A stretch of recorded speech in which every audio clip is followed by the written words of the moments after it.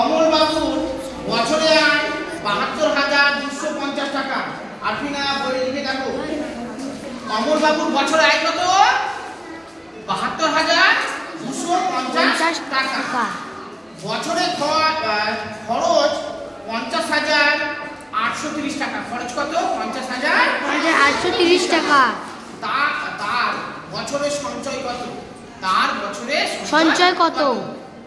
আমি আবার বলছি, অমল বাবুর বছরে আয় ৭২,২৫০ টাকা। বছরে খরচ ৫০,৮৩০ টাকা। তার বছরে সঞ্চয় কত? এই অঙ্কটা পরে কিছু বুঝতে পারছো যে কি করতে হবে আমাদের? স্যার এটা বিয়োগ হবে। বিয়োগ হবে না যোগ হবে? বিয়োগ। বিয়োগ হবে? হ্যাঁ। তাহলে বিয়োগ করে দেখি। এই বিয়োগই হবে? হ্যাঁ। এটা বাবা বিয়োগই হবে। আমি আয় করেছি কত? অমল বাবু আয় করেছে ৭২,২৫০ টাকা। খরচ করেছে মানে বাদ, ঠিক আছে? খরচ করে দিয়েছে ৫০,৮৩০ টাকা। তার সঞ্চয় মানে কত টাকা থাকবে হাতে, বোঝা গেছে? যেটুকু বিয়োগ করে পাবো ওটাই হচ্ছে সঞ্চয়, বোঝা গেছে? হ্যাঁ। বিয়োগের মধ্যে করে করি তাহলে ৭২,২৫০ টাকা। এক নম্বর অঙ্ক ৭২,২৫০ টাকা, ঠিক আছে? ২৫০ টাকা। খরচ কত হয়েছে? ৫০,৮৩০। ৫০,৮৩০। ৮৩০ বিয়োগ চিহ্ন দেব? হ্যাঁ। হ্যাঁ, এবার তাহলে বিয়োগ করা যাক। এটা হচ্ছে, এটাও টাকা, এটাও টাকা।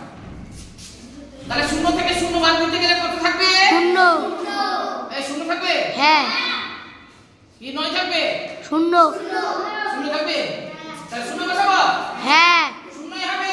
শূন্য থেকে শূন্য বাদ দিতে গেলে শূন্য হবে। ৫ থেকে ৩ বাদ দিতে গেলে ২। ২ থেকে ৮ বাদ দিতে গেলে হ্যাঁ, ৮ না, একদম ঠিক বলছো। ২টা ছোট হয়ে যাচ্ছে ৮ থেকে, সেই জন্য ২টাকে আমরা ১২ ধরবো।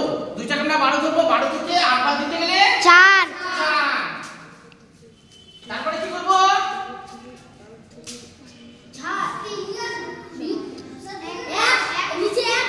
এখানে ভাগ দিয়েছিলাম না? হ্যাঁ।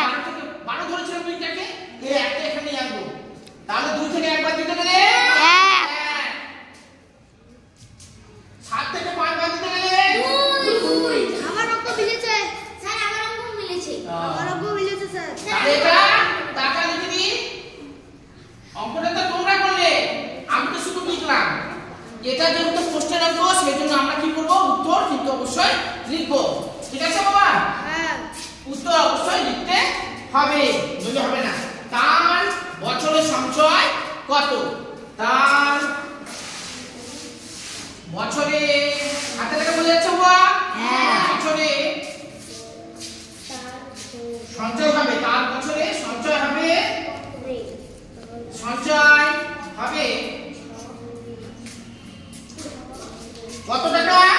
২১,৪২০ টাকা। ২১,৪২০ টাকা।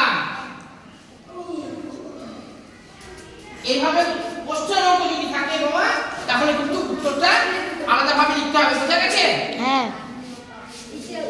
২১,৪২০, তার বছরে সঞ্চয় হবে ২১,৪২০ টাকা। হাতের লেখা নিয়ে কারো কোনো